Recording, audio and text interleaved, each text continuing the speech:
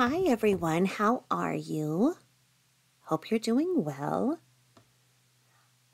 Was just thinking, I got this new book and it's really cool.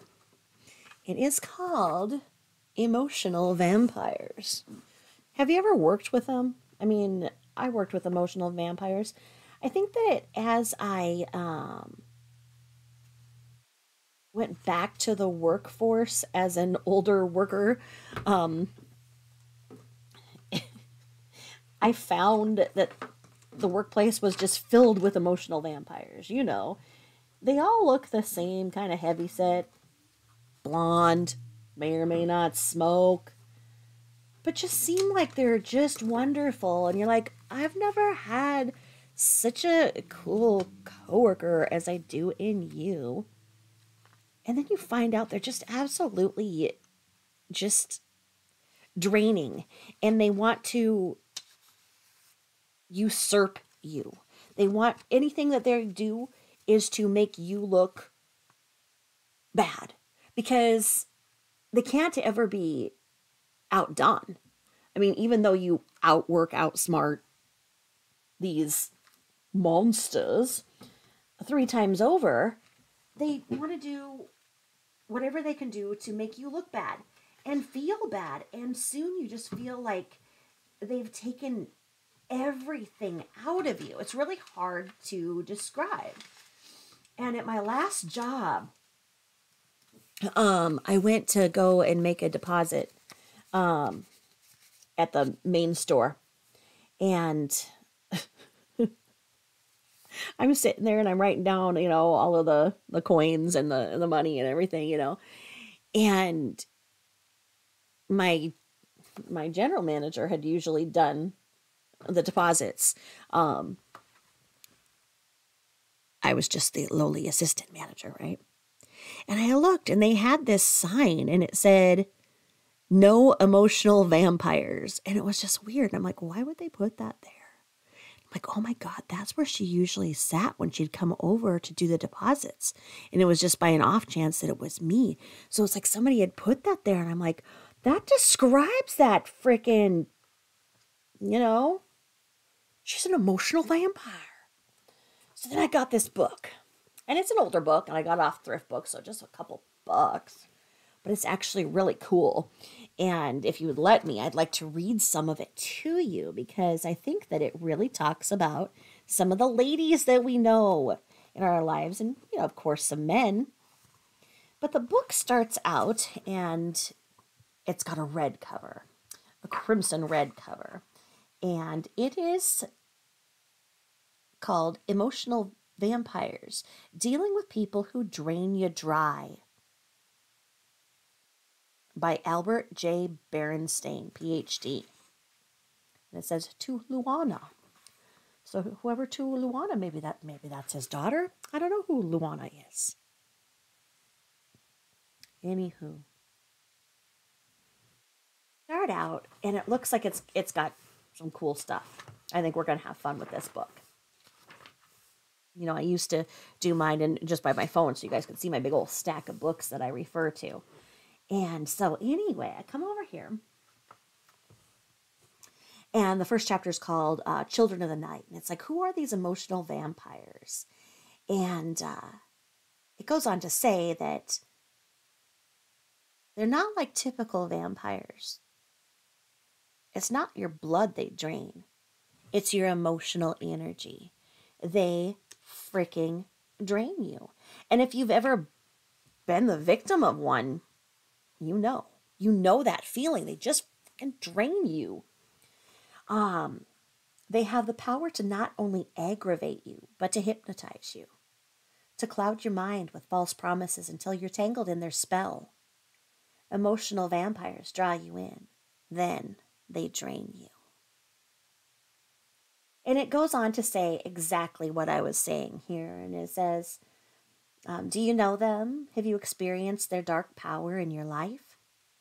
Have you met people who seemed so perfect at first, but later turned out to be the perfect mess? Have you been blinded by brilliant bursts of charm that switched on and off like a cheap neon sign? Have you heard promises whispered in the night that were forgotten before dawn? Have you been drained dry? And then it goes on to say, emotional vampires don't rise from coffins at night. They live down the street. They're the neighbors who are so warm and cordial to your face, but spread stories behind your back. Emotional vampires are on your softball team. They're the star players until a call goes against them. Then they throw tantrums that would embarrass a 3-year-old.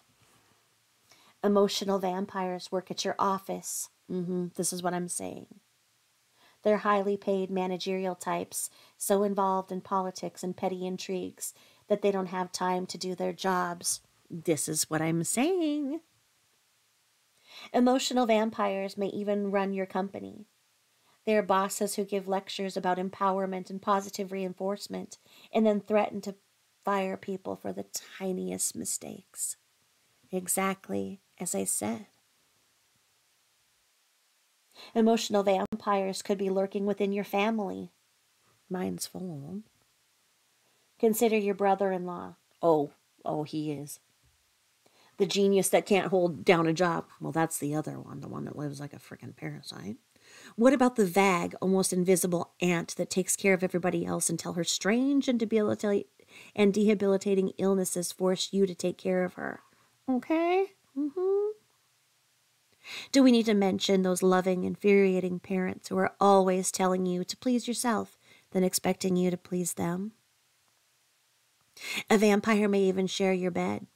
A loving partner 1 minute and the next, a cold, distant stranger. Well, many of us. Most of us. Okay, I did. And then it says, are they really vampires? And it says, though they act like creatures of darkness, there's nothing supernatural about emotional vampires. The melodramatic metaphor is nothing more than clinical psychology dressed up in a Halloween costume. I love that. Nothing more than clinical psychology dressed up in a Halloween costume. Love it, love it, love it. Emotional vampires are people who have characteristics of what psychologists call personality disorders. Now, little side note on that, for the first person that I, started going on YouTube for 2 years ago was because this a-hole of a woman was grifting, as we call it, and it was just a mess. She was grifting. She was preying on the vulnerable adults on YouTube who fall for anything, any little sob story, anything that somebody says they need, and they ask for money and they get it. And it's a crazy pattern to watch. But this woman I watched I couldn't believe it. But then the people were like, well, I don't have any money and everything, and I'm in pain too, just like you, to her, because she had fibromyalgia. So then she would private message them and have them send her their pain pills. Oh yeah, she got them to freaking commit felonies. Absolutely. And when I tried to explain, this is me talking, not reading, of course. When I tried to explain to people what was going on with her, there was this forum called Gossip Bakery. I don't know if you guys have ever seen that. It's a forum where it basically chronicles people who have a YouTube channel that are grifters or, warrant a little more conversation than what you can do in YouTube comments. And I explained, I said, well, Lardo has a personality disorder on top of her bipolar, on top of her addiction, that. And I got jumped by all these people, and they were like, just because you have a bad personality doesn't mean that. And I'm like, whoa, what are you talking about? And I explained, because I explained that, she was a narcissist and blah, blah, blah. And they understood that. But they didn't understand when I was saying personality. They were really honing in on bad personality. And I'm like, no, a personality disorder is a diagnosis. When you are somebody who is maladjusted, has the problems in the relationship, commit a crime, etc., etc. And maybe you go to some base level counseling trying to fix yourself, but then your problems get bigger and you may or may not need some medication. Then you go upwards and you talk to a psychologist, and they can do a battery of tests, and they can do these tests that will determine how you fall into, to see if you are on the spectrum of right in the middle, or if you lean towards certain things where your personality is a little malaligned or a lot malaligned. And those are called personality disorders.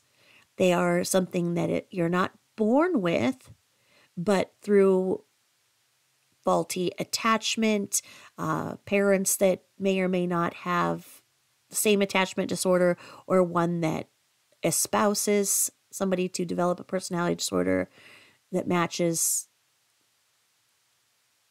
the ones that their parents have, or one that works with the ones the parents have, etc., etc. When you have something like bipolar, that's a biological issue where your brain doesn't release the right chemicals, or too many at one time, or not enough, etc., etc. Like depression, a lot of it is based, they believe, in serotonin, whether it's too high, too low. So they can give you medications that deal with the serotonin, blah, blah, blah. You've heard of SSRIs. So biological is like bipolar, depression itself,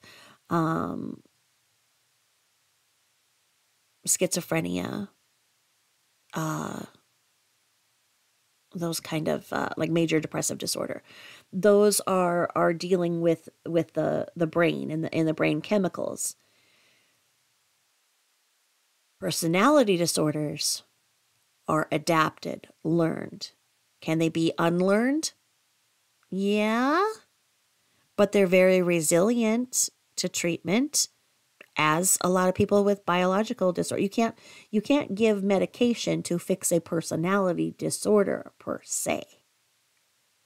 And then you get over when you have a comorbidity, when that is like an addiction. So people try to take medications to manage their ups and downs with their biological mental issues. And then with their personality disorder, that can complicate it, because they could have an addictive personality where, whether it's cigarettes or drinking or drugs or being online or playing video games, anything that they can get addicted to, they can. Like people with borderline personality disorder, it's a whole thing in there about the love bombing and that need for love. And they go from all the way there to that, just that quick black and white thinking, just snap, snap, snap, back and forth. Some of these look like bipolar.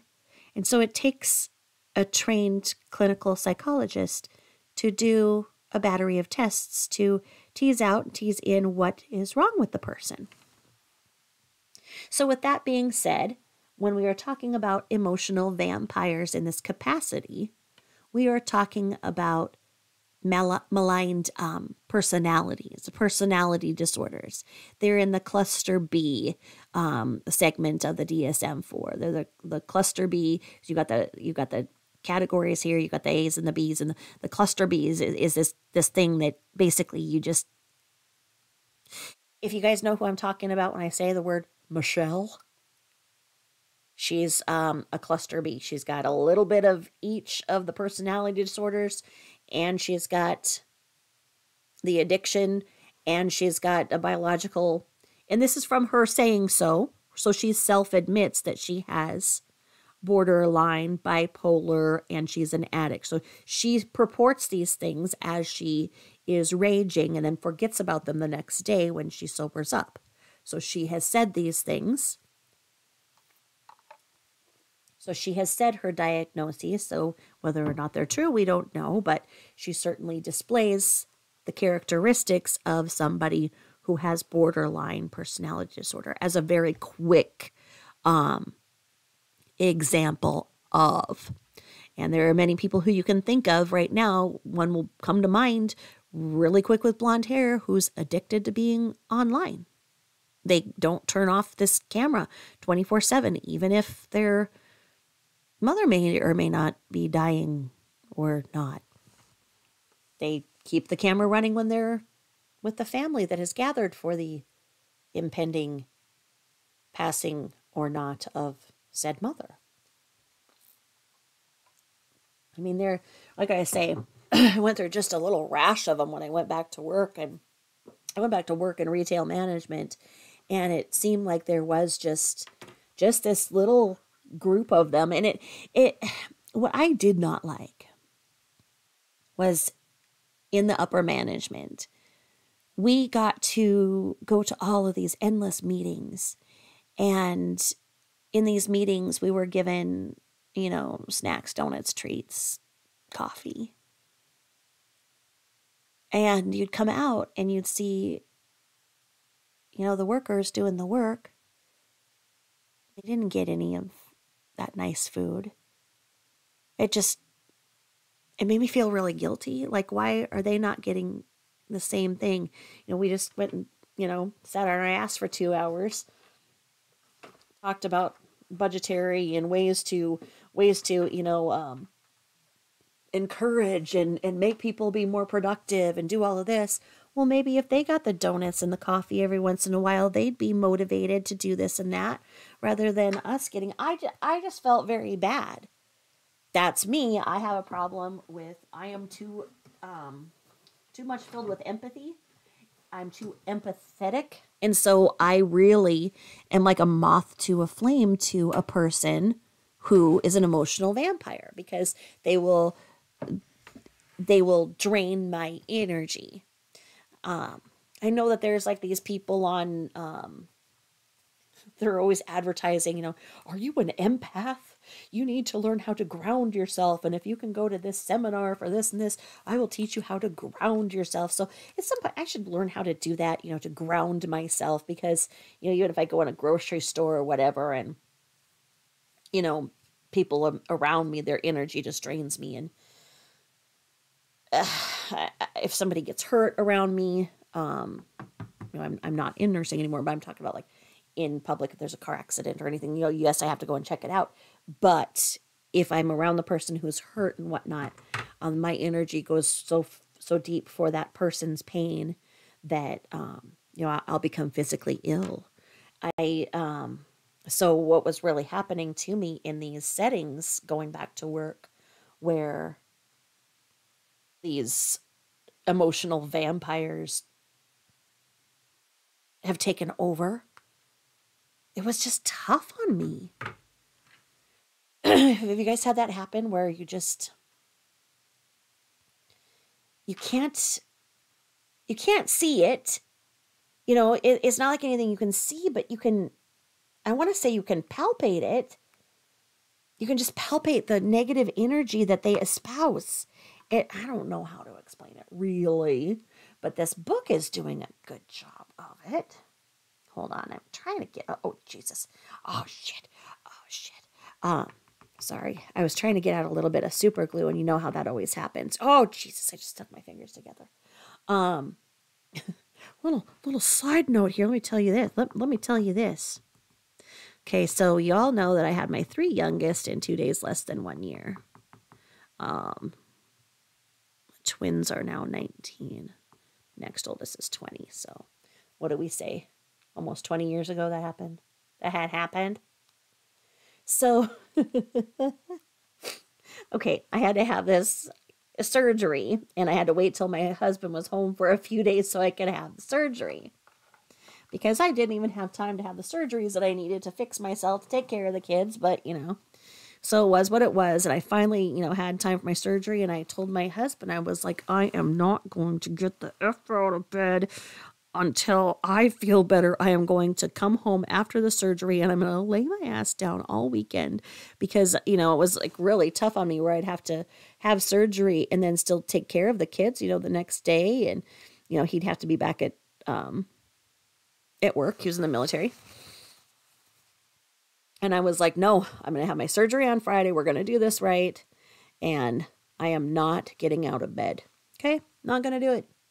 So it was all going good. And he got me home after my surgery. And he went upstairs to bring me lunch.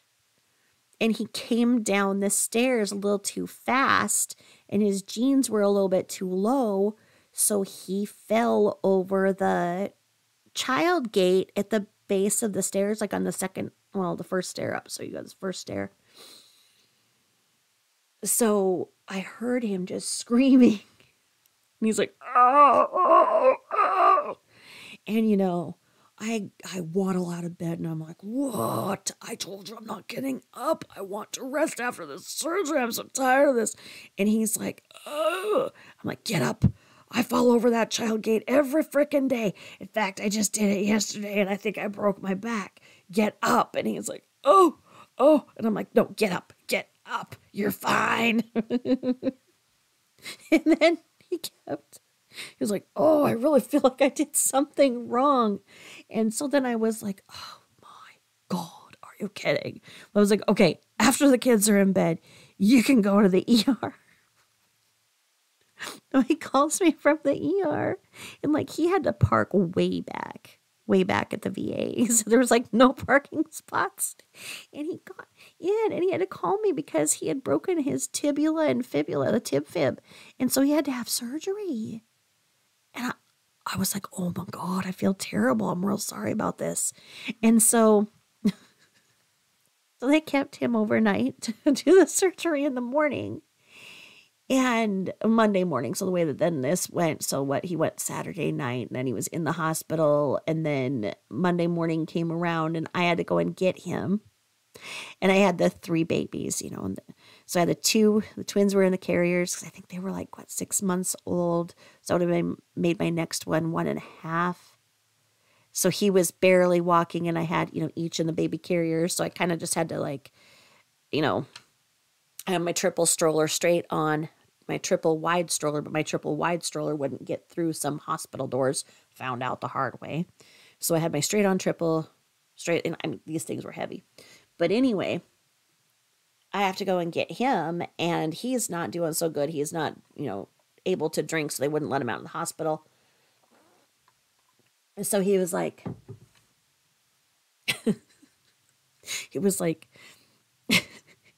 half conscious, and he's like, and I'm like, you need to drink your 7-Up because they're not going to let you go until you pee. I said, they want you to stay another night. You want to stay another night? And he's like, get me the F out of here.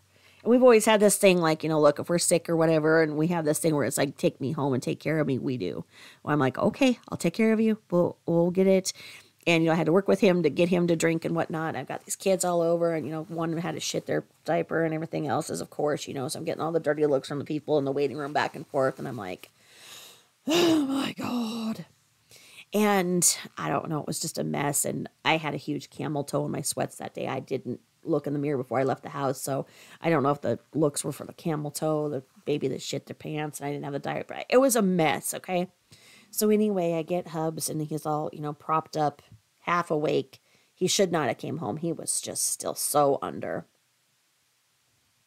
But I get home and I get his Frankenstein ass up the stairs because, of course, he would not, lay in the same level as everything where that would be easy. Well, I get him pushed up the stairs from the surgery. And then I work on getting the kids out of their carriers and start getting them ready for bed. So I'm working on the twins, getting them kind of ready and everything. I think they needed albuterol treatments and everything, so I'm doing all of that. And I hear my 1-year-old around the corner in the kitchen while I'm dressing the twins, and I hear him going, and I'm like, what is that noise? And he's going, So I walk around the kitchen, and a little shit had climbed up on top of the refrigerator and got to my one little thing of super glue, and apparently decided he was going to get the super glue lid off with his mouth. So he successfully super glued his tongue to hit the upper lip, the upper part of his mouth. And I'm thinking that I'm going to have to MacGyver him and give him a tracheotomy.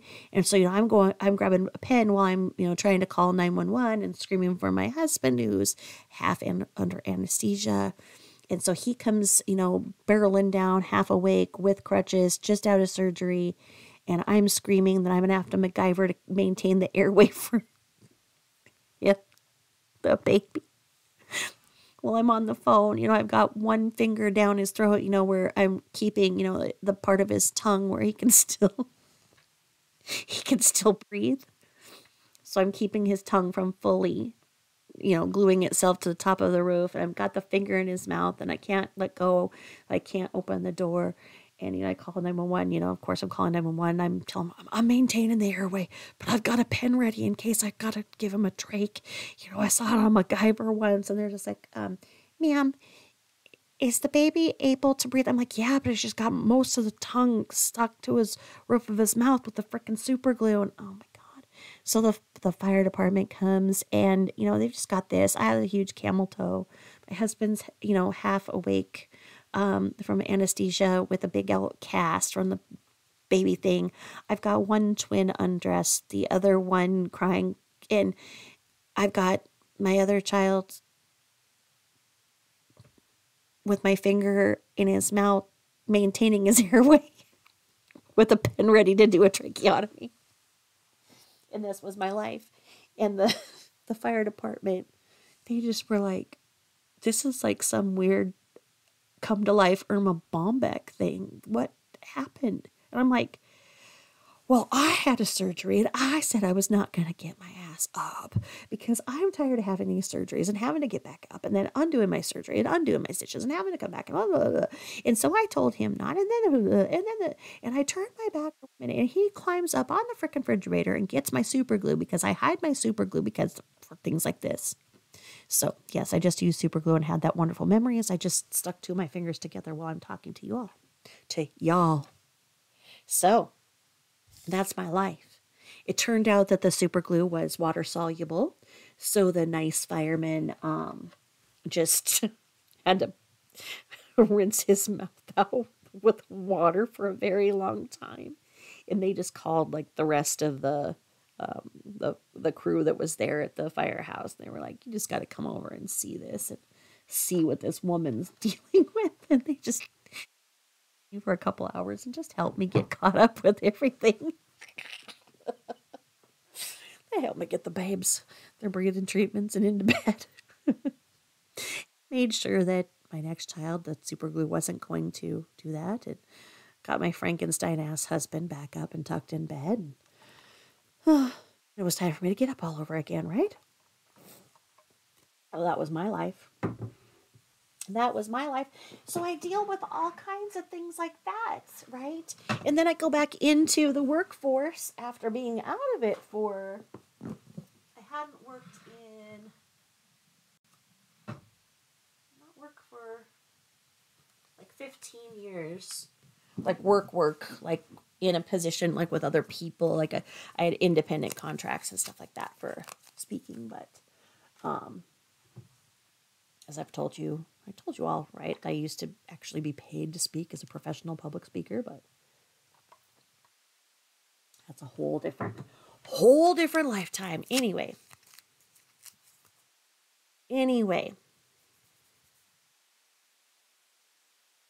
So, go back to work.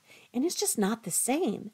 It seems as if people who could get away with not having upper management left and got their own kind of job, in computer science, did their own thing.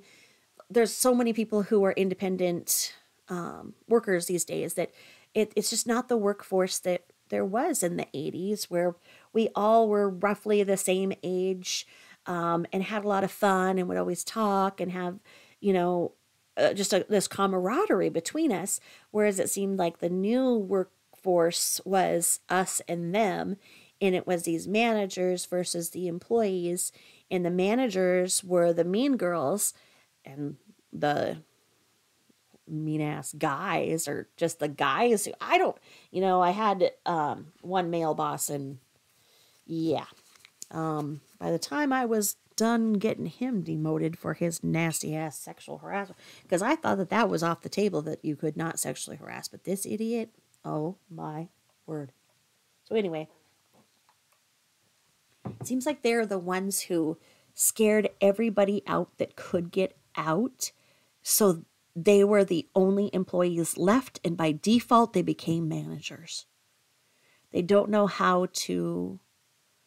I'm a manager type that likes to lead by example, and I always did that, when the other managers wouldn't. They'd sit on their butts and then gossip and emotionally terrorize anybody else around them and just talk down. And I just didn't like that. As being a mom and stuff, I saw the employees, as the age of my kids and stuff, and it's just not the way I would talk to my kids or anything. So I just really saw a lot of emotional vampires in the management world. As I kind of looked at it, they say that the narcissists they're the car dealers out there. They're the ones who are in top sales. They're the top sales in mortgages and the real estate world. They're top level executives. Narcissism is a survival not a survival technique, but to be narcissistic to some degree helps you survive. We all have to be narcissistic to some degree to continue on. Now, when it becomes malignant, when you become a malignant narcissist, when your personality disorder becomes bigger than you, not healthy for the relationships that you yourself form and the relationships that form around you, and take over everything, like how cancer is benign. So it's not, so like if you have a lump is benign or cancerous. Benign means that lump isn't going to kill you off. It's benign. Whereas if it's malignant, then it's killing off the host. It's killing you, the host. The personality disorders are like that. And it's like, okay, well, is it something that makes this person successful? A lot of attorneys are narcissistic. Those top level bankers, you think of them as being narcissistic. So you say, okay, well, is it benign? Can they use that personality disorder to their advantage? Or is it malignant and it's taking over everything, making them not successful, terrorizing relationships with their parents, their children, their coworkers, etc., etc. That's where we really have this cluster B personality type that, as this author here, Berenstein, says, is a psychological diagnosis in a Halloween costume to call them an emotional vampire. Makes a lot of sense. Whereas, I see it as, the cluster Bs. That was my first username for the other channel. It was like The Real Cunt on Brookline and the cluster Bs. Because, but I did like Bs, BES, like in a hive with a bunch of people with cluster B personality disorders. And we see this online. We see the cluster Bs. They are the most extreme. They are in that top of the iceberg that ruins everything for everybody else. Has to take what could be a good thing in a forum and a platform where people could successfully talk and be a part of each other, and there's enough room for everybody to grow. But no, they have to take it over and make it all about them, and make it about them getting money and extorting money from everybody in the way that they can, because they can never get enough, whether it's drugs, it's money. The narcissist, the malignant narcissist, has to have it all. And they don't stop. They don't understand the meaning of the word stop. Stop is boundaries. So as this author goes on, it goes on to say, Vampires, emotional vampires are the people who have characteristics of what psychologists call personality disorders. And then he goes on to say, he says, in graduate school, I learned this simple distinction. When people are driving themselves crazy, they have neuroses or psychoses. When they drive other people crazy, they have personality disorders. Now, I really like that. I really do. And I think that that's an important distinction. When you drive yourself crazy, you have neurosis or psychosis, so you're depressed, you have major depressive disorder, you're thinking of S. Okay? When you have a personality disorder, you drive other people crazy. So it's either, that inward or that outward of the pain. So much of the personality disorders would be brought from that pain of the early attachment going wrong. Sometimes later in life, it can be developed from a dysfunctional relationship that causes one to develop a personality disorder to survive the situation that they're in. Let's see here. So, okay. It's really raining out there. Wow. And it was only like 38-ish today, and it's raining, so that's going to be slick as snot in the morning. I have to go see my surgeon in the morning. I think I'm 13 weeks out from my rotator cuff. I'm doing really good thanks to all of your positive love, prayers, and support that you send me all the time. So it says, an enduring pattern of inner experience and behavior that deviates markedly from expectations of the individual's culture. The pattern is... Oh, hold on. I skipped a sentence because that's what I did when I'm looking out at the rain, wondering about the rain. Sorry about that. So like we said, if they're driving themselves crazy, they have neurosis or psychosis. When they drive other people crazy, they have personality disorders. Now it says, according to the Diagnostic Manual of the American Psychiatric Association, so the APA, a personality disorder is, and it goes down, it says, an enduring pattern of inner experience and behavior that deviates markedly from the expectations of the individual's culture. The pattern is manifested in two or more of the following areas. Okay, so now it goes down and it says ways of perceiving and interpreting self, other people, and events. So they're not perceiving themselves, other people, and events in the same way that other people do in their culture. Okay, so we're seeing that as one. Or they have a range, intensity, and lability and appropriateness of emotional response, saying that in their culture, the area in which they live and their family, their area, that the way that other people would behave in the same situation as it sense, they have a different range or intensity, lability, and appropriateness of emotional responses. So they're saying that their emotional response is not appropriate, it's labile, it's intense, etc., etc. And then it says, or they have a problem with that interpersonal functioning, or they have a problem with impulse control. And this goes on to say that this was derived from the American Psychiatric Association, APA, the Diagnostic and Statistical Manual of Mental Disorders, the 4th edition, Washington, D.C., American Psychiatric Association, 1994. So it's saying that a person who has a personality disorder has a problem with two or more in that list there of the way that they perceive, the range in which they have it, their functioning, and their impulse control. Now it says, the manual describes diagnostic patterns of thoughts and behaviors for 11 personality disorders, of which we'll consider the 5 most likely to cause trouble in your daily life. And those 5 are the antisocial, the histrionic, the narcissistic, the obsessive compulsive, and the paranoid. Those 5 personality disorders are what we see in this cluster B, this emotional vampire type. Okay?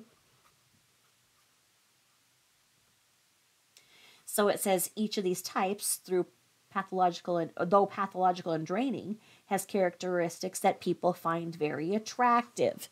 Now that's the problem in this, because if they were just behaving like this and, our society, their culture, just ignored them, they wouldn't be doing anything. The problem is that people are drawn to them. And I don't know if that goes into, kind of like where they always say opposites attract. So are there more of us that, feel that empathy towards these, and these personality disorders, they look attractive to us because it's opposite attracts, and we're just drawn to them. I don't know. I don't know how, but like moths to a flame, narcissists just flock to me, and I don't see it. I'm always like, you're such a nice, you're my best friend. And then I'm just like, oh my God, what's wrong with you? So what it says is that then the ways that people can be difficult is that with their personality, they can range from severe enough to be hospitalized, okay, to mild enough to behave normally until subjected to significant stress. So in the world of psychology, everything is on a continuum. And that's the takeaway here, is that you see chats. This is me talking. I hope you can tell when I'm quoting from the book and when I talk off to the side. Just like autism is on a continuum, I think that that's becoming a pretty relevant way for people to see things on a continuum, because you see those who suffer from autism who are not able to function, to the ones that you see that actually function and have used their autism to do very well, and even specialize in certain aspects of a medical field, with or being a scientist that can focus in that way that a lot of people can't. So you have it all the way from that to that. The personality disorders are on a continuum as well. So when you see a person like Michelle, who's just absolutely out of control, stealing money from so many people, crying, thrashing, throwing fits, but she gets all these people on her side and gets them to do all of the doxing and everything and play as victim. And then she goes through all these things and blah, blah, blah, blah, blah, when she feels she's getting cornered.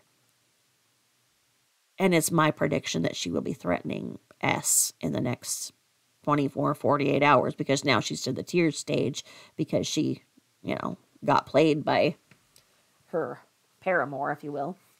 In other words, Ski was trolling Michelle. He was giving her a platform and she was loving it. She fell madly in love with him, but he trolled her. He's apparently the troll king, and he was using what she was saying, and he called her out, and she got played. She burned the bridge with every single female who tried to help her and said that they would help her and help her and help her in any way she needed. But no, she wanted the man, and she got played.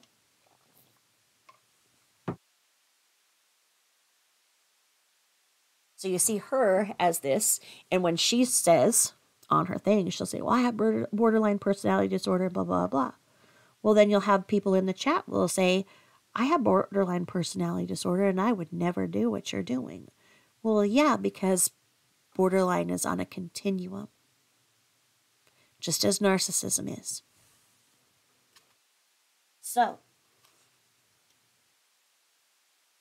when we get here, we say, all of the patterns derive from the fact that emotional vampires see the world differently than other people do, and that's the truth. Their perceptions are distorted by their cravings for immature and unattainable goals. They want everybody's complete and exclusive attention.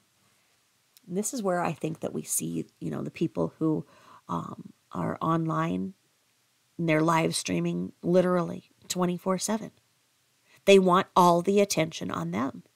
And then you have, like Michelle, who gets off line because she has to go and allegedly, like she says, go drive and pick up her drugs underneath the traffic cone where the dealer leaves them. But she gets off the line to go and do those, get the drugs, drive drunk and on pills, and people still just give her the money to do so. Why? Why are they doing that? Because they're like drawn in. She is this vampire that's got them under this spell. And that's the thing, is that these people with the personality disorders, they have a way of putting people under a spell. You can't really describe it unless and until you're under the spell of a narcissist, of a person who is personality disordered. You don't see it. You don't see it till you're out of it, and then you can put it in perspective. But when you're in it, it's absolute hell. Oh. Back to my book. It says they expect perfect love that gives but never demands anything in return. And that is so true. As in the example of Michelle, she's just a perfect example for all of this. You would see in the videos that I showed and talked about that the spouse that she got, the husband but the short name for him is ETN, so people call him ATM because she brags about how she can call up and get, $100 out of him anytime she wants. You would see this man get up and be functional, as he just retired from the military. So he gets up, he makes the food, and he's making her breakfast and whatnot. And she starts drinking, just straight from the bottle, and she's mixing it with pills and right there. So then she's all in her own world in substance abuse, and he's just trying to get up and have a meal so that he can go and do things and be functional throughout the day. Okay? So he is expecting that he would have a normal two-way relationship with his new spouse, because why wouldn't he? Because he's not personality disordered. She is personality disordered, and as she has that borderline, she expects that perfect love that gives but never demands anything in return. So it's all about her. It's all about her. Like, yeah, cook for me, and clean for me, and take care of me, and watch me while I sit here and I party and I'm drunk and everything, and don't you want to play with me? And you see this man just looking down and dejected. And he's not getting anything out of it. She's having her own party in her own head, in her world. She's way out there, and he's caretaking. There's no two-way about it. And a narcissist, a borderline, an emotional vampire does not see this as wrong. They see this as that they chose you, and you're lucky that they chose you. As Shanann Watts said about Christopher Watts, he's not what she was looking for, but he'll do.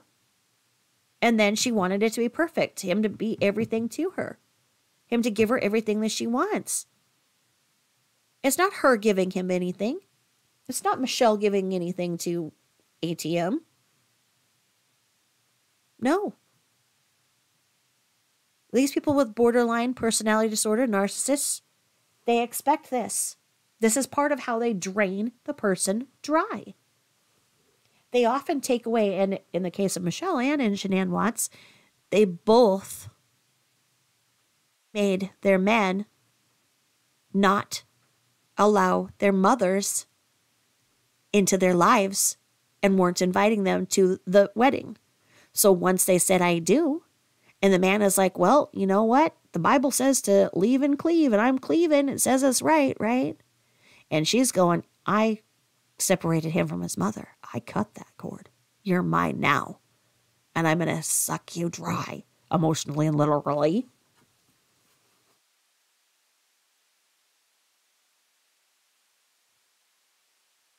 And then it says they want perfect. They want lives filled with fun and excitement.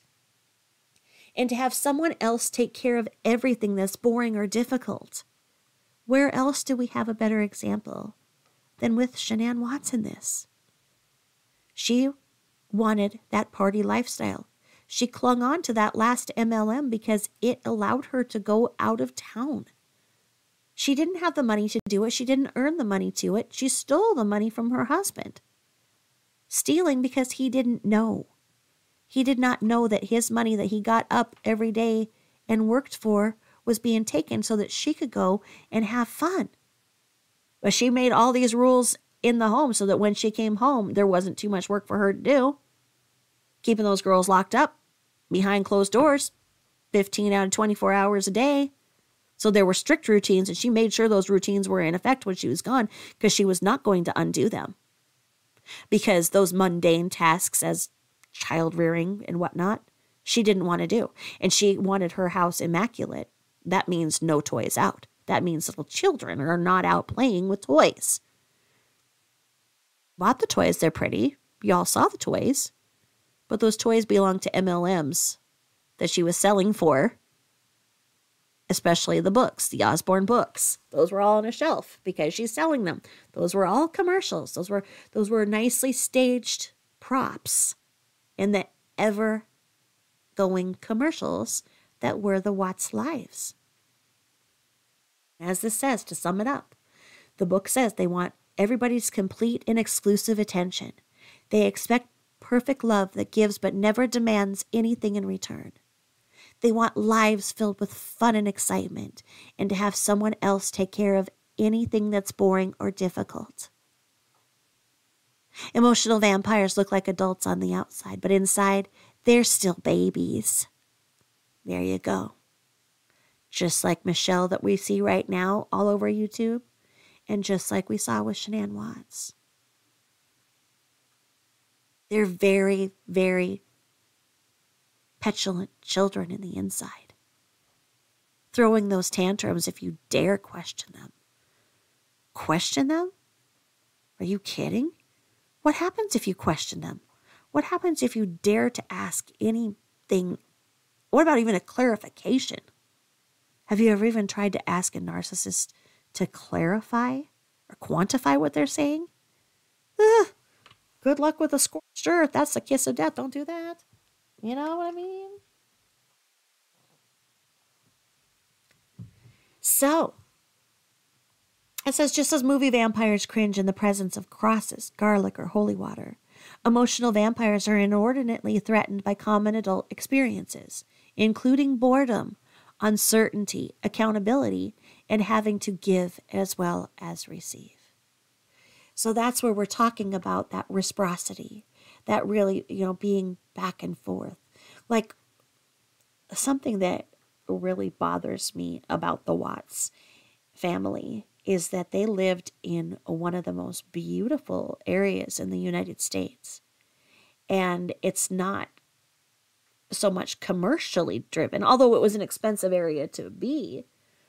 But why did they never take the girls out to parks in the area, take them on little hikes, take them on little mini camping things, the views, the fresh air, just the land in Colorado looks amazing. And even if it's not Colorado, I've had so many of you, write in and tell me about, how you did the same thing as I did and just played with your kids. And it's so fun because then they get naturally tired and, you're laughing because to see the world through a child's eyes is a gift that not many see. To see the world through a children's eyes is absolutely magic, and it'll make you laugh and put things in perspective and make you young again. You don't look down at them like little crotch goblins. You get down on their level and you play with them and you see how they see things and you go with it. And it's fun. And you become vibrant. It happens. It just does. So it doesn't take any money at all to make a peanut butter and jelly sandwich. Put it, make peanut butter and jelly sandwiches. Put them in a, recycled freaking shopping bag and fill up with just water if you have to. Hopefully you can make some juice or whatever. Maybe bring a pop if you want, but just maybe some grapes, apple slices or whatever. Just do that. Pack a little bag so that you don't have to, pay for food when you're out on the go. And just go and take them to a park. Take them somewhere. Take them. Let them run, feel, play. Shanann wouldn't let those girls touch grass, touch dirt, anything. And it wasn't that she was, oh, so overprotective and treated them like dolls. No, no, no, no, no. She just didn't let them because she was the one going to all of these things, leaving Chris behind to do all of the care. And she didn't do any of the things. Like Christopher Watts had to, make sure to wash the girls' clothes on cold and never dry them. He had to hang them up. He had to do all of the household duties. She would sit on the couch and talk about what she wanted to be and how she wanted other people to buy things while he was on the ground playing with the kids. She didn't like motherhood as we see it. And as she famously said about how she misunderstood the way Baby Wise was, she said that Baby Wise was the thing that taught her to lock the girls up for 15 out of 24 hours a day and not cuddle or hold them. And that she was going to do that from day one with Cece, starting in the hospital. And she said that, she's going out. She said it. She goes, no, I don't cuddle or hold them. I don't do that. They're trained. And just shut the door. And it was just heartbreaking because that, you just, they're loving. You give them loves before bed. I don't know. And that because all of those things were just mundane to her. She had other things she wanted to do. And as she said, it was time for herself. She had to have the time for herself.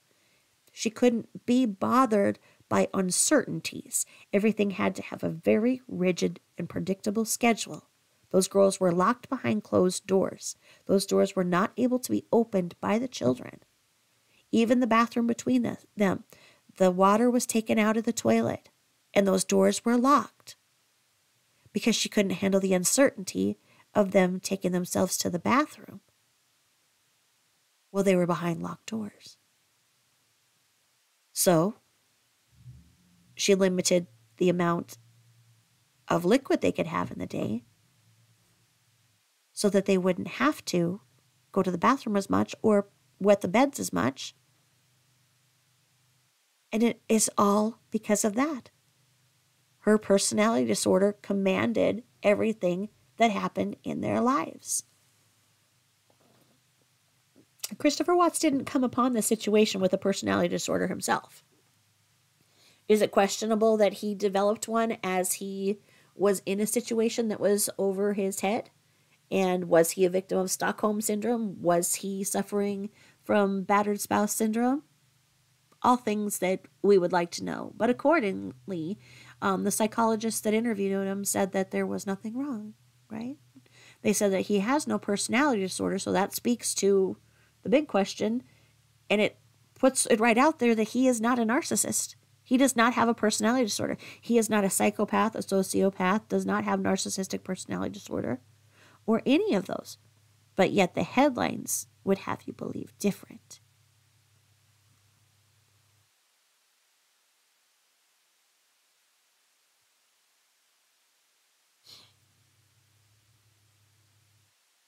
And I just think that this in the book, as it says, emotional vampires are inordinately threatened by common adult experiences, including boredom, uncertainty, accountability, and having to give as well as receive. It just sums up that picture of what we see with the Shanann Watts scenario so well. And now it goes down and it says antisocial vampires. Antisocial vampires are addicted to excitement. Kind of fits her as well, doesn't it? They're called antisocial, not because they don't like parties, but because they're heedless of social rules. These vampires love parties. They also love sex, drugs, rock and roll, and anything else stimulating. They hate boredom worse than a stake through the heart. All they want out of life is a good time, a little action, and immediate gratification of their every desire. Okay, we've got the Michelle and we've got the Shenanigan. And that's why she named herself Shanann, right? Because she said about the shenanigans. So there you go. If you look at Michelle, you've got that very obvious definition of antisocial personality disorder, in that she is a definition of loving the party, loving the sex, drugs, rock and roll, and anything else stimulating. Michelle is in a documentary that's called Rock and Roll Chaos or Rock Chaos, something like that.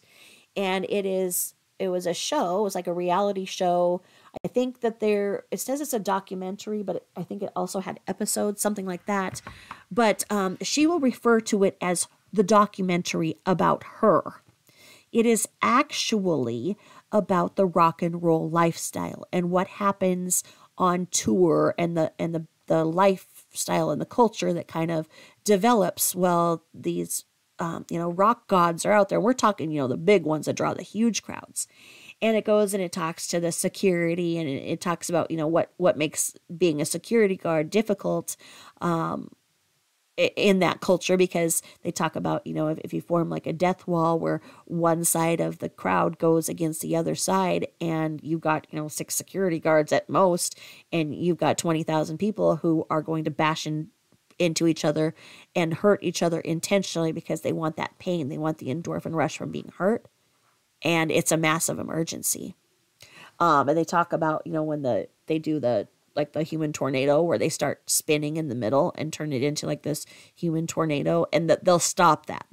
They're trained to watch when people start doing that and circling, and they stop it because, again, that's going to become a mass tragedy situation. Not in the rock thing, but in the rap, you can think of the terrible situation where those kids were trampled and all of the people that died in those situations. And, the biggest concern always is, a fire with that many people. So, it talks about how security guards have to be in that and whatnot. And so this whole show was about that. And then there's this one little part. And it is about people who do things that are a little bit unique in the crowd. And Michelle, when she had her husband in the beginning, Etienne comes from a family that is wealthy, purportedly, and he bought like a human-sized bubble for the two of them to get inside this bubble and crowd surf in a bubble. So they get in this bubble somehow, and then people, push it back and forth. Okay? That's the ultimate to a person like Michelle. I mean, where we go back here to this definition, where antisocial vampires are addicted to excitement. They're called antisocial not because they don't like parties, but because they're heedless of social rules. These vampires love parties. They also love sex, drugs, rock and roll, and anything else stimulating. Okay, all they want out of life is a good time, a little action, and immediate gratification of their every desire. That is Michelle, as you are seeing her, as you are thinking about her. Now, one of the things about that, because if you Google the rock chaos thing, it will say Michelle Sabate and Etienne Sabate. It says their names. And it describes this bubble that they go through. And then it says that with, the person who they party or see a lot at these things is this other lady, and she crowd surfs in her wheelchair. That her and her husband used to crowd surf and do this stuff, and then he was killed in a motorcycle accident, so she still goes and crowd surfs with her wheelchair. So people pick up the wheelchair and pass the wheelchair from one to the next, and she's an amputee. I would just be a little bit scared about that, but anyway. So Michelle is this very little part of this documentary. But she claims it's her documentary. When she's talking, she's like, oh yeah, there's a documentary out about me. No, it's not. But you can see how this lifestyle that when she got married to Etienne, the lifestyle of just being a housewife. What do they say? You can't make a hoe into a housewife. And this man tried, as all of the men did before her. I mean, she has, one son is in prison that we talked about, and the one, her daughter is being raised by her dad, and the other, anyway, she didn't have kids to raise because they've all been taken away and have restraining orders, and so it was going to be a married couple that he had retired from the military, and she was going to be a wife, and they would do things that a husband and wife do. It would be a two-way relationship. Well, she couldn't do that. She wanted that party lifestyle in her head. And this is the very definition of it. And he got out. As we see it with Shanann Watts, we see that party lifestyle. That being the stay-at-home mom, classically, like the true definition is, she, in so many things, she took the very simple way that the simple wording is there and made it true. So she saw stay-at-home mom as in, she's a mom and she's going to stay at home. Meaning that the kids, she drives to daycare. Okay? And that was only after, she had Cece and her parents moved out. Well, her parents were there for 16 months. And I don't know how the daycare thing went with them and whatnot. When she had somebody else there, she could do some things, but the day-to-day, she couldn't do. That was not a Shanann thing. So you see that she was always in the air. Even with spotting and everything else that she said she was when she was pregnant with the third baby, she said that, she was spotting and she was sick and she was all this and all this to everybody else. Then why is she getting on airplane after airplane after airplane? In those 6 weeks, those final 6 weeks before the unthinkable, she flew from Colorado to North Carolina. North Carolina to Virginia is where I think the other one was. North Carolina to Florida is where I think the other one was. And then to the beach vacation. And then back from North Carolina back to Colorado. And then 2 days later from Colorado to Arizona. So that's how many airplanes, while she's saying that she can't eliminate, she hasn't been able to eliminate in 2 weeks. Anytime she tries to get up, she's dizzy. She is not eating. She's nauseated and spotting. But then you see these pictures of her being the life of the party and the same thing. So what is it? Which is true? You don't know. And she didn't go to the doctor because why? Why wouldn't you go to the doctor if you were having a high risk thing? It was because she got addicted to that lifestyle. She loved it when she was the queen of the dirty South, on top sales, doing everything. She loved that lifestyle, that dirty South lifestyle, the music, the clothes, the vehicle. She got to drive that vehicle. She had that beautiful house. Everything there was in place when she was the queen of the dirty South. Now, when she was implicated, allegedly, for the embezzlement, she fell down. And she fell down hard. And she fell down and couldn't get back up for a couple of years. Laid low, until she got back up. And then she was able to catch a rein and go and start going to those vacations again. And sure, she took Chris for a few of them. But she went with the other Chris more often. Leaving Christopher Watts behind to take care of the girls, and not in the way that he wanted to. He could not ever be a dad to the girls in the way that he wanted to. He had to follow the rules that she put in place. He was a child to her. That's it. He didn't have the right to have an opinion. Like he said, he would just like someday to be able to say where a picture should go on a wall. And when he had the affair, he said he'd never been asked for what he wanted to do or what he wanted to go, where he wanted to go. And to go to the Shelby Museum, something he always wanted to do because he loved cars. And Shanann didn't ever do those things with him. He was having a great time, even though it was out of character, in the 6 weeks before.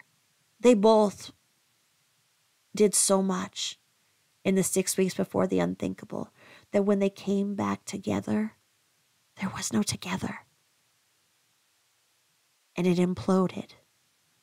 It absolutely imploded.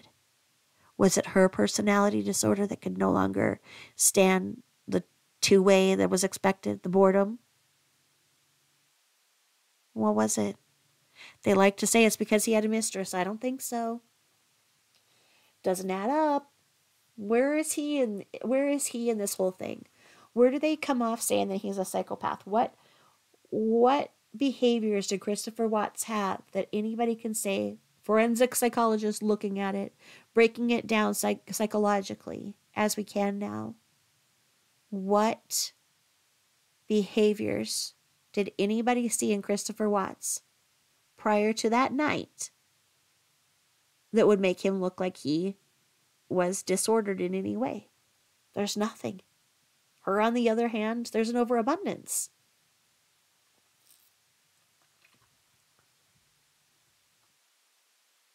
So now it says, each vampire type is driven by a particular immature and impossible need that, to the vampire, is the most important thing in the world. Vampires themselves are not usually aware of the childish needs that drive them. That's all the more reason you should be, as in you and I, know how to watch out for these emotional freaking vampires. So,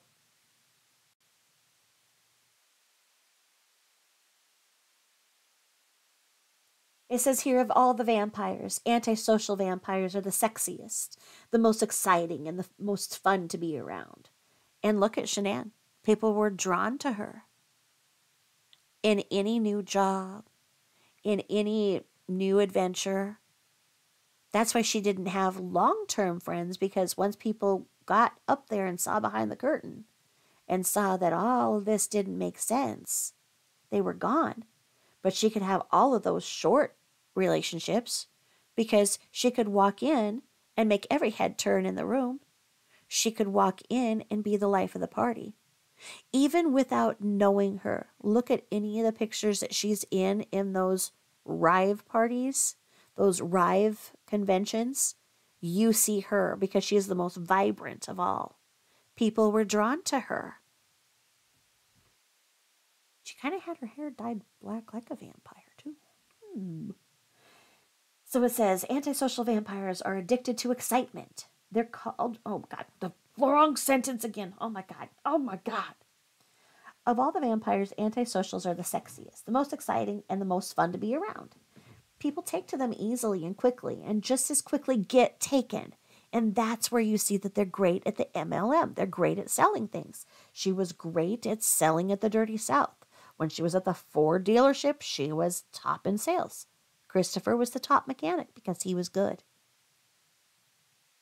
In the MLM world, she did about 8 of them. Not entirely successful because it doesn't just take that charisma. It takes much more. And the way they have it structured, the house always wins, if you know what I mean. So she could make you think that she was at the top of the MLM, but we all know she wasn't. That was not true. Now it says, aside from momentary fun, so for a aside from momentary fun, these vampires don't have much to give back. And that's where it gets there, because you can get drawn in and, oh yeah, they're good for a day. And then day 2. And then what? They don't have anything. And they get just as bored as you and they discard you. And you get left feeling like a used piece of toilet paper.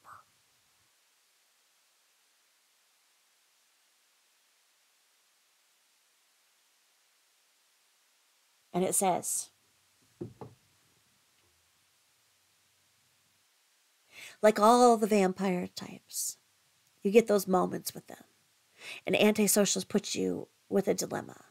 They're, excuse me, they're Ferraris in a world of Toyotas, built for speed and thrills. You're apt to be very disappointed if you expect them to be reliable. Ooh. That's a good one. Ferraris in a world of Toyotas, built for speed and thrills. You're apt to be disappointed if you expect them to be reliable. And that's how it is. They're just fast and furious. You know what I mean?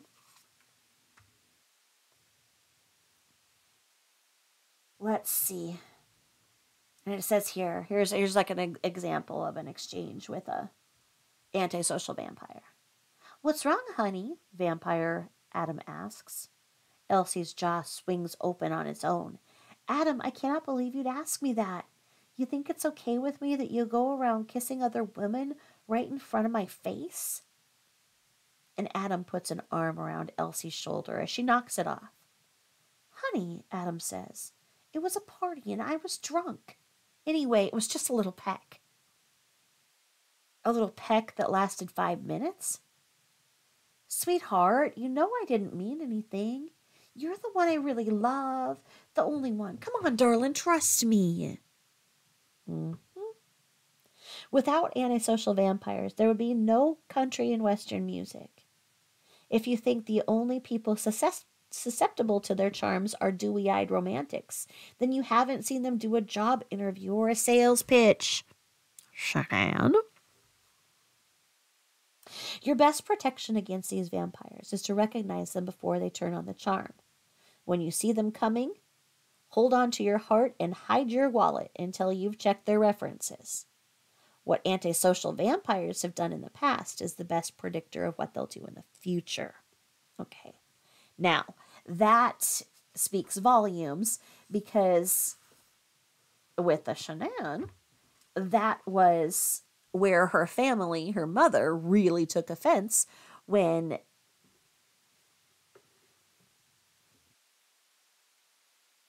Mama Roo leaned into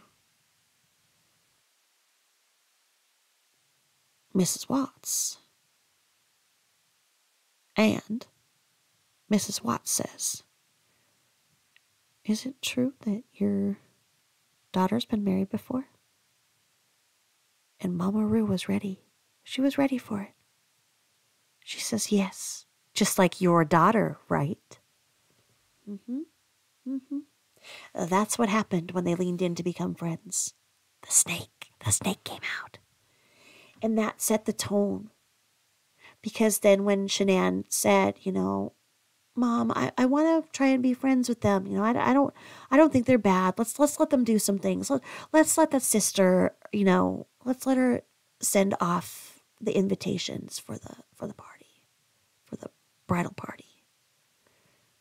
Then when nobody showed up, that was a narcissistic injury to Shanann, rather than it be that people just didn't show up. She turned it around and took it as an attack and accused Christopher's sister of not sending the invitations out. And then not only that, but Shanann's mom said that Cindy Watts and her daughter Jamie cross-contaminated all the food, so there was nothing that Shanann could eat. Thank God Mama Roo had a trunk full of food for Shanann, or she would have starved at her own bridal shower with nobody there. And it just kept working in that way. Mama Roo and Shanann had an enmeshment. They really didn't understand where one began and the other ended. And there was like this little tug of war that was always going on with them. But when the two were together against somebody else, the other person had no chance. And that's what they did to the Watts. And they do to this day. And the Watts were just normal people. They did everything right. They had Christopher in sports from the time he was 5 till when he was 17. He hung out with his dad, went to all the NASCAR things that he could do. They put him through NASCAR school. He got a job. He was a single man till he was 26 or 27. Shanann got in a fight with her mom when she was about 18. Her mom slapped her. She never came back. Went and married Leonard King when her and Leonard started having problems because she didn't want to have a two-way marriage.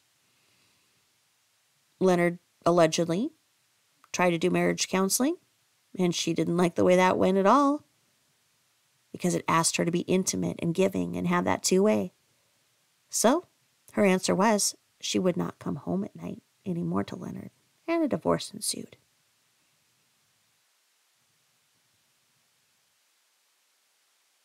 Very resilient to treatment. These emotional vampires are. So I think we'll have a lot of fun with this book.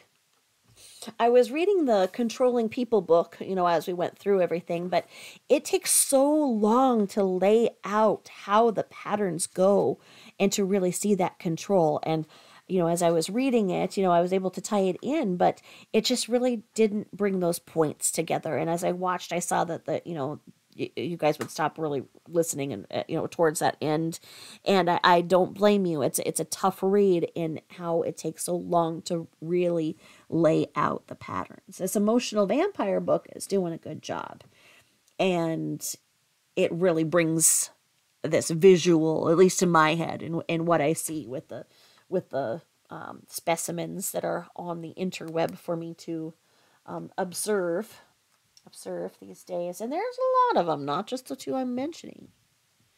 But I have a concept for one of my good old commentaries, and it's getting ready to come out. Maybe it's been in there for 2 weeks.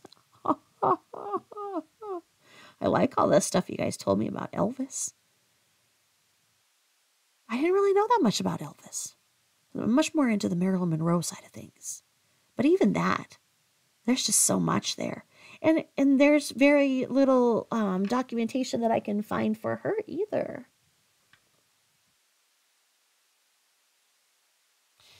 So anyway, I'm going to go and listen to this rain hit the window. And maybe my cats will let me into bed. I want to put a picture up about what my scoundrel did the other night. She's only 5 pounds and she can kick my whole entire 200-pound ass. Because I'm going to put a picture up. I'm going to do that right now while we're talking. Because what she did, Scoundrel is Ma Kiss's baby. So I rescued Ma Kisses and her baby about 12 years ago. Ma Kisses and her husband and 5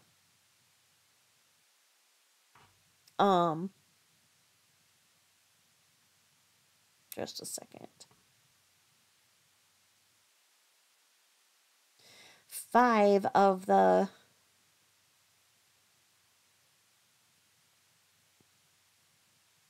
oh, this is so sad. I just saw this headline. Newborn baby abandoned for days outside Springfield home. Police search for mother. Oh. Oh my God.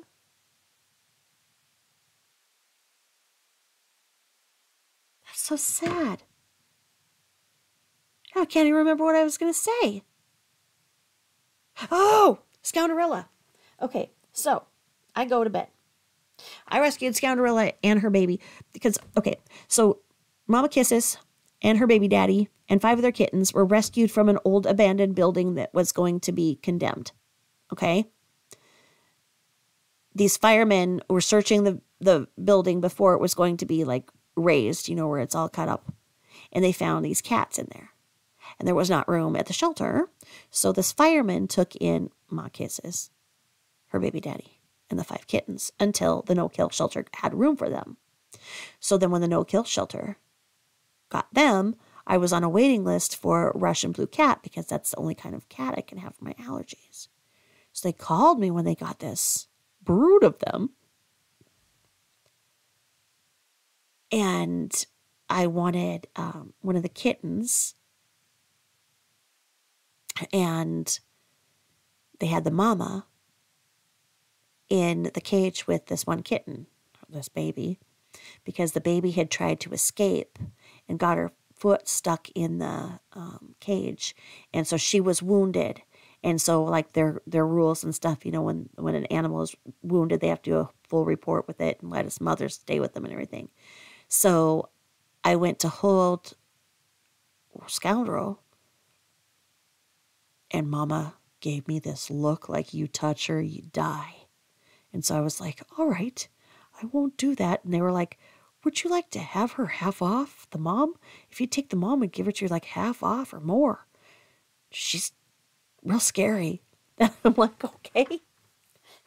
I didn't know what I'd do with this mean-ass cat. Because they said this cat, and they named her Puff because she would just puff up and she was just not friendly to anybody in the shelter. She had everybody scared to death. Looked like a panther.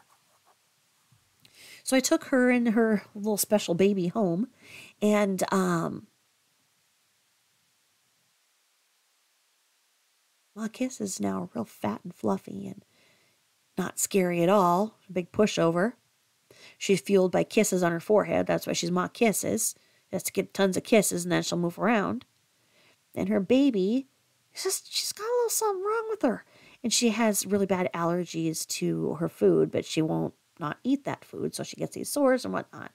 I have to give her cat CBD, etc., etc. Well, anyway, she decided that the most comfortable place for her is my pillow. So I have a king-size bed, and I try to go to sleep.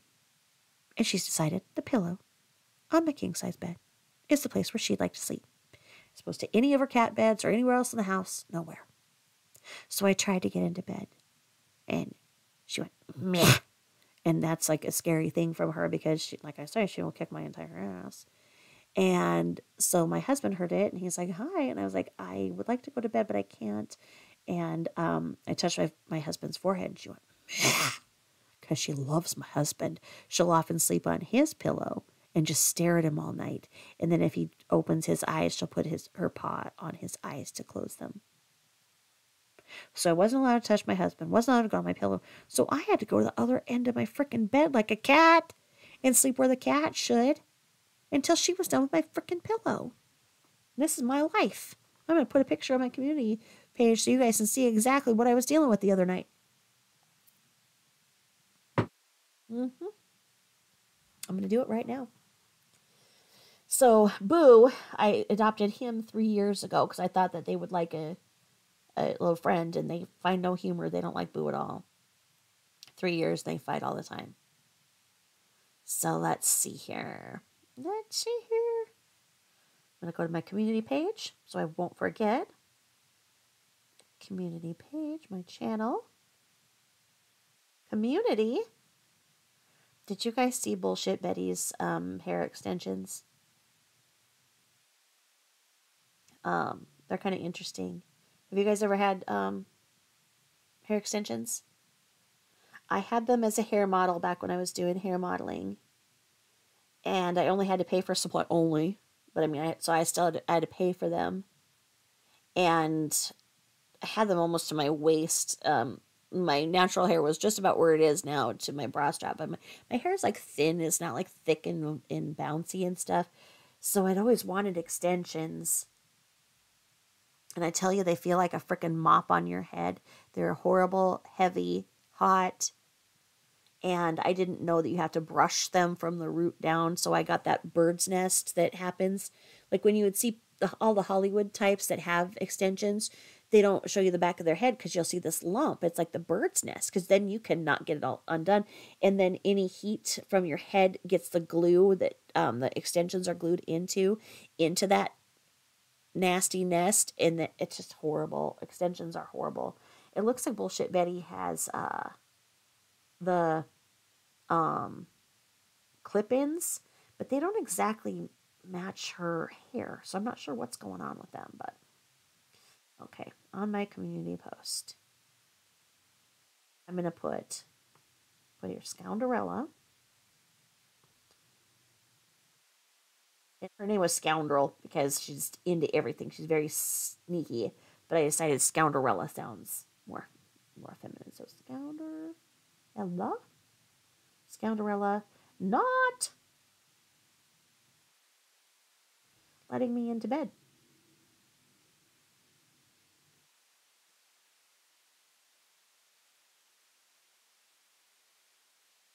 Oh, I put lol. Scoundrella not let me into bed. Posted it there so I won't forget. Holy shit, I'm at 986 subscribers. Wow. My gosh, what am I going to do when I get to 1,000? I told you when I get to 10,000 I'm going to put my wedding picture up. Maybe I can find a picture of the back of me with my hair extensions in. Maybe that's what I'll do for the 1,000th. Anyway, I've got a good concept of a story I'm going to tell you guys. Probably tomorrow. Maybe tomorrow. So anyway, I hope you like this little synopsis on emotional vampires. And I love you all. And I just love all of the positive energy you guys always send me. And I love that you guys give me your time. I hope I'm worthy of it. And, if I make you fall asleep, I hope that I put you into a good sleep. So with that, I will end. Bye-bye.